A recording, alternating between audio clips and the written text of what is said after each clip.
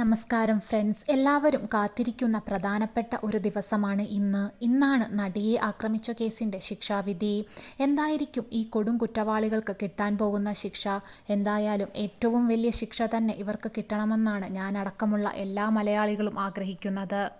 കേസിലെ 1 മുതൽ 6 വരെയുള്ള പ്രതികൾക്കാണ് ഇന്ന് ശിക്ഷ വിധിക്കുന്നത്. Pulsar Suni, Martin Antony, Manikandan, Vijeesh VP, H Saleem, Pradeep എന്നിവർക്കാണ് ഇന്ന് ശിക്ഷാവിധി. എന്തായിരിക്കും ഇവർക്ക് കിട്ടാൻ പോകുന്ന ശിക്ഷ? 20 വർഷം കഠിന തടവോ ജീവപര്യന്തമോ ആയിരിക്കും കിട്ടാൻ പോകുന്നത്.